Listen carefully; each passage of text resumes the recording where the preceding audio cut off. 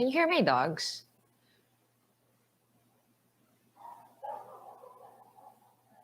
It's not just yata my dogs, it's like the dogs of the universe. Okay. Malapal.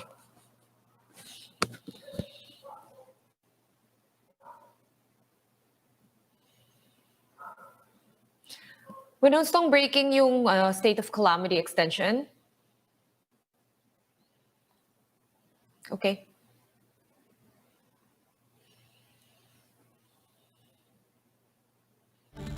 I can just ad lib, no worries.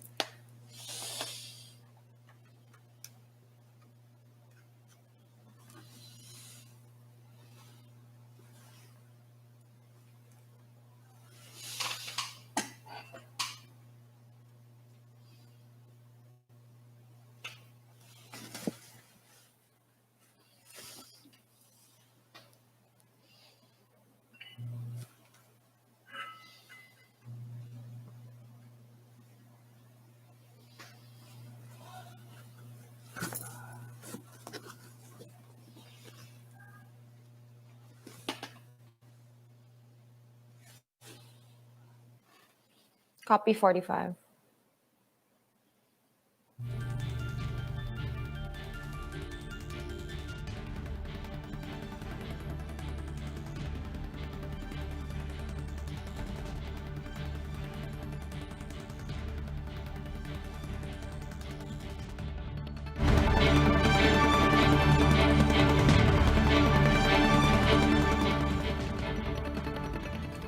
Good afternoon, I'm Shani Al, and this is One News Now.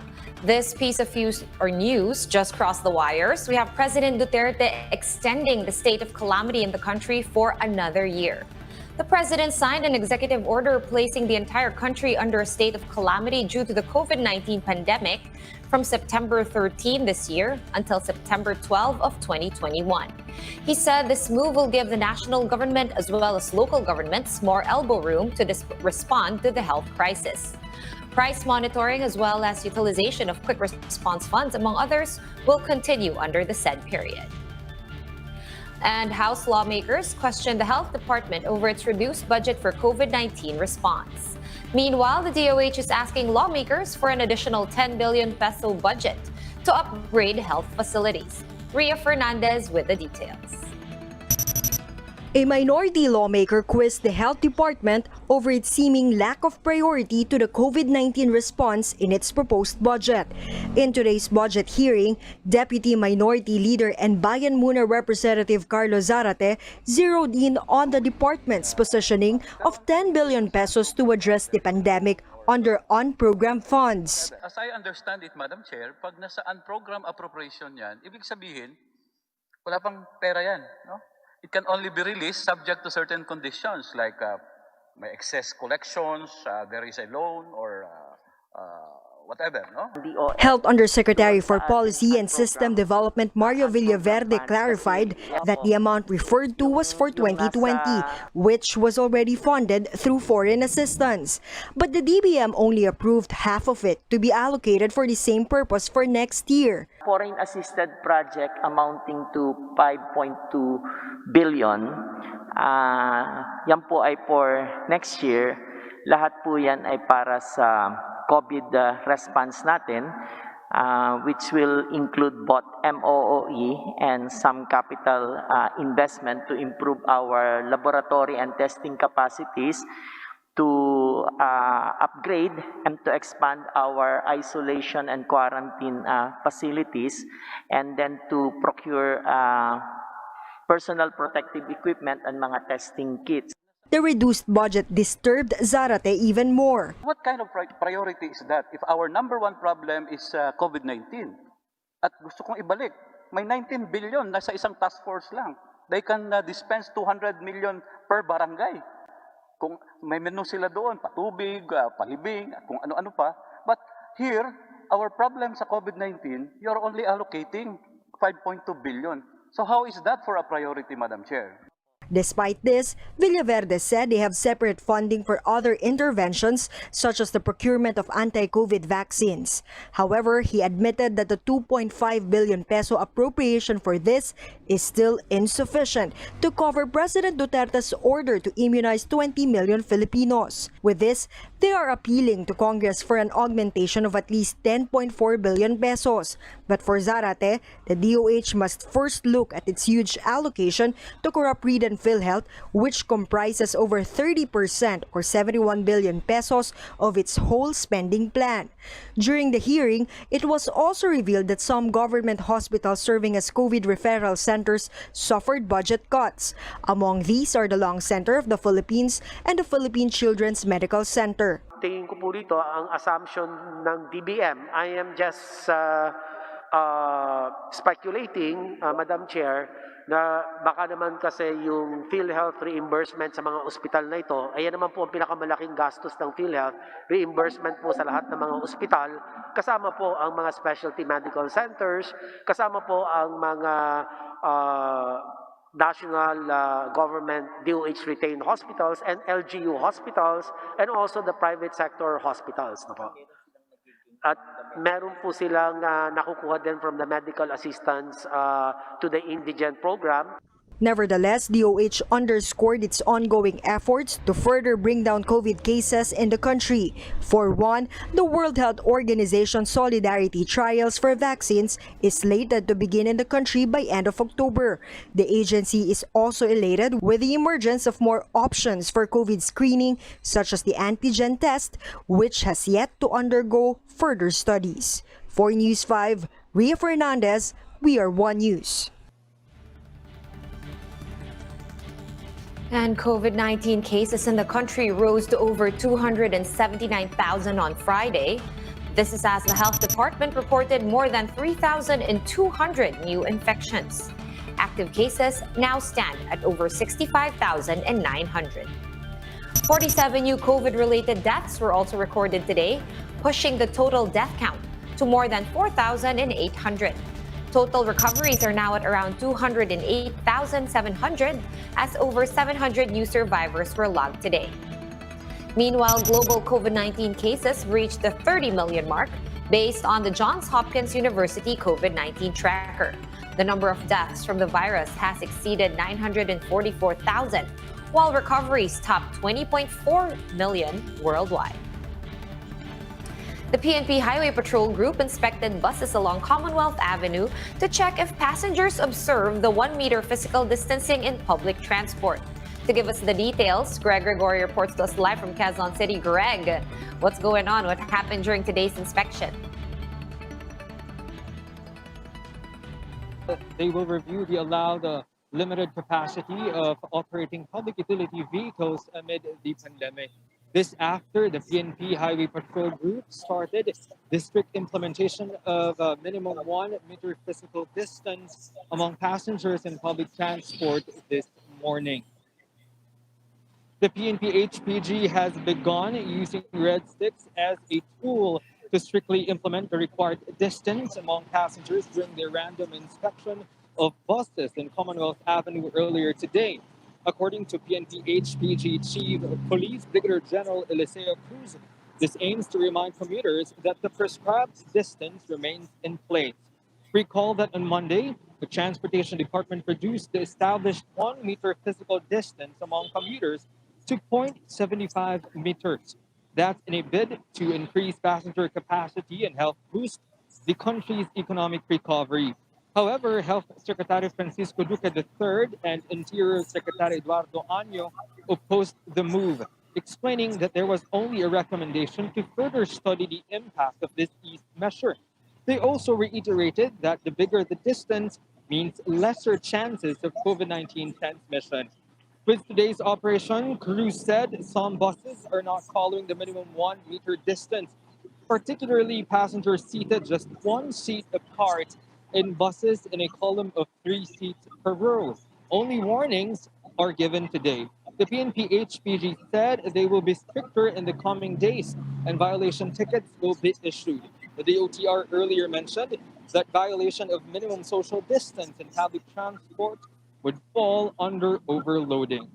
Sean, in relation to the allowed passenger capacity during the general community quarantine, the LTFRB said that the 1 meter physical distance is not equal to a 50% passenger capacity for each PUV.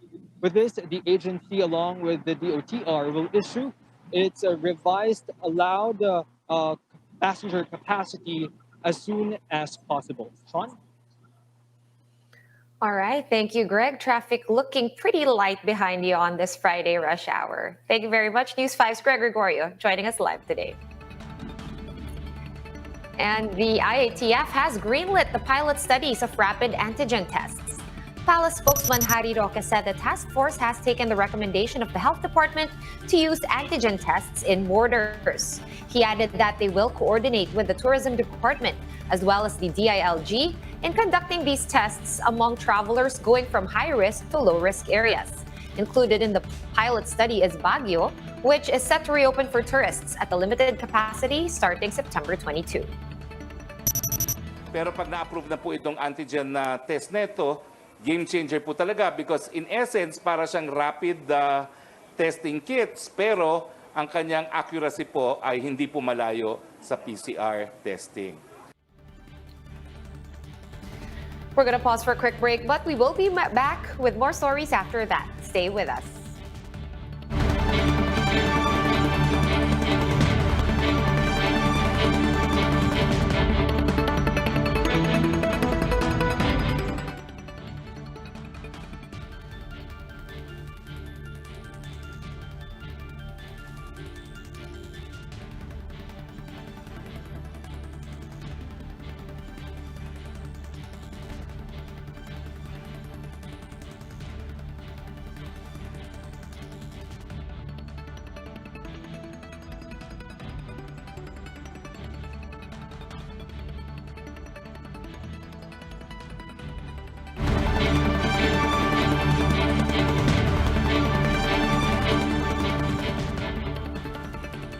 You're back on One News Now. Sea travel in the country will soon be safer and more convenient. This is after the Philippine Ports Authority, or PPA, unveiled its plan to go automated. Gerard de la Peña gives us the details. The Philippine Ports Authority has started testing the unified electronic ticketing machines at select ports in the country. Batangas and Calapan ports, where passenger traffic can reach up to 600,000, were the first ones to receive the machines. The PPA said the move aims to prevent overloading in vessels and stop the proliferation of fake tickets. But the main goal is to make the transactions contactless as part of the measures against COVID-19. With this, passengers may eventually book their travel at the comfort of their own homes. What we want to provide is the safety and convenience ng ating mga pasahero sa mga sasakyang pandagat. The PPA has also come up with a mobile contact tracing application called Trace. The system has the capability to directly notify a passenger of the need to do self-quarantine if one of those in the passenger terminal tests positive for COVID-19. The PPA said the projects are part of the preparations for the gradual resumption of commercial trips. Walang masyadong disruption sa passenger traffic dahil kukonti naman ang bumabiyahe. So hopefully, pag nag-start na yung commercial trips kaagad at saka yung mga leisure trips, pag may dagsa na yung mga pasahero, by that time, ready na yung sistema natin, mas madali sa kanila mag-transition. The PPA is expected to officially roll out the ticketing system and mobile app next year. For News 5, Gerard de la Peña, We Are One News.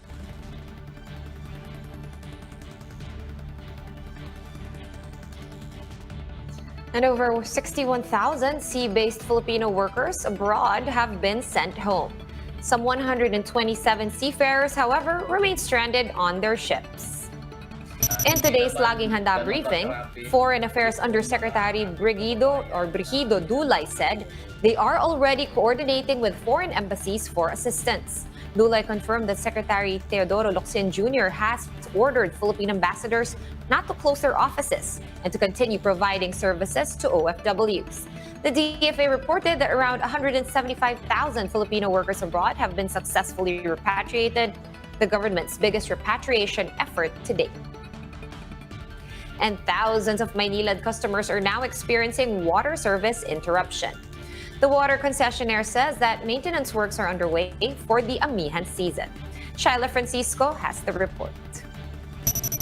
Despite the early notice, some Maynilad customers in the southern part of Metro Manila were unable to prepare for the scheduled water interruption. This laundry shop in Las Piñas, for one, is running out of water as they don't have enough tanks for storage. Konti lang, pang 5 washing lang po. Pending talaga yung namin, negosyo. Paano? Ayun po mag-antay lang kami kung kailan babalik. To help its customers, Maynilad has deployed 40 tankers in areas with no water supply. Personnel are strictly guarding the tankers to ensure that health protocols such as physical distancing are observed. Maynilad earlier explained that it had to shut down one of its water treatment plants in Putatan, Muntinlupa. The move will give way for maintenance works in preparation for the approaching season of northeast monsoon or amihan. Pagdating po ng season na madumi po yung tubig na inaasahan namin mula sa Laguna Lake, ay baka po magkaroon po kami ng challenges para po i-treat yung mas low quality na raw water mula sa Laguna Lake. Padua noted that the water plant might slow down if it is not ready for the treatment, resulting in further service interruptions. As of the moment, almost 250,000 households across Las Piñas, Muntinlupa, Parañaque, Pasay, and Cavite are affected. Maynilad has assured residents that the water supply will go back to normal on Saturday morning as scheduled. Shyla Francisco, We Are One News. For more updates, follow News 5, The Philippines Star, and Business World online. Visit our website, onenews.ph, for more in-depth analysis. You can also catch One News on the Signal Play app. Register for a free account now at www.signalplay.com and stream One News live anytime, anywhere. I'm Sean Yao, and we are One News.